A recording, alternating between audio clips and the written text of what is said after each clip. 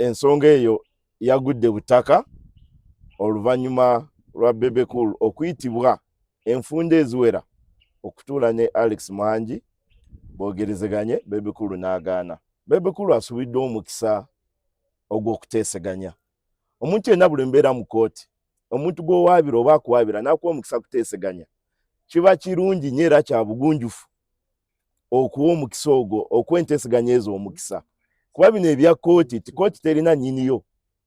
Gye biggweera kooti ng'emaze okuwa ensala, tomanya kiwunzikira sayidi ki. N'ate n'ekiranga njagala okutegeeza mukulu Bebe Cool, Moses Sali, nti oba ogaanye okuteeseganya, manya nti naawe osula mu nnyumba ya ndabirwamu. Ate ng'oli mu kasuka amayinja, kakati naffe tugenda kuddiza amayinja. Kuba okimanyi bulungi, ekisookera ddala kiranti wange Alex Muhangi yeenyigira mu limbalo olwa Wakayima ng'olina omusasula ssente obukadde 3 okwenyigira mu limba olwo. Ssente ezo na guno gwaka tozimusasulanga. Tukubanjiza ssente ezo ne tukokoowa, twali twakwesonyiwa ne tugamba omusajja tumuveeko talina ssente. N'ate oba otukizza, kati naffe tutukizza. Ssente ezo tuzaagala era essaawa yonna maze okuweebwa instructions okuggulako omusango okozesa kiranti wange Alex Muhangi mu limbalo n'otamusasula n'omunyaga. Nti oluvannyuma nga weekyanze n'ogaana okupafominga okulinnya ku stage okupafominga ate ng'omaze okusasulwa, abantu beekyanga abaali bakulinze.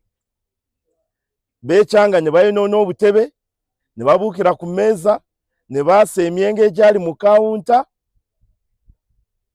n'abaali banywedde tebaasasula bbiiru za kunywa, nga mu abo mulimu ne mukyalawo Zuwena.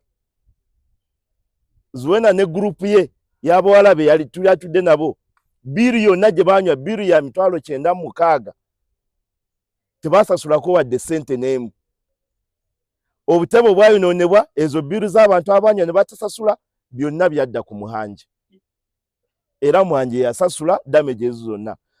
Naye nga byonna gw'obireese, so tugenda kuggulako omusango ogw'okumenya endagaano y'okupafominga awamu n'okuliyirira kiranti waffe Alex Muhangi ebyo byonna ebyayonoonebwa ne bbiiru ezitaasasula omuli n'eya mukyalawo.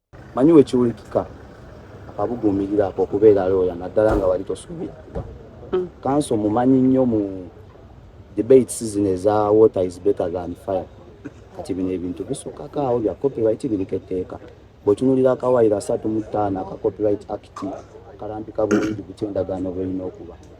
Bw'otunuulira akawaayiro 15 aka Copyright Act kalambika bulungi what amounts to fair use. Bw'obaawo n'akawaayiro 48 aka Copyright Act nako kakulambika bulungi singa oba tukoze biri.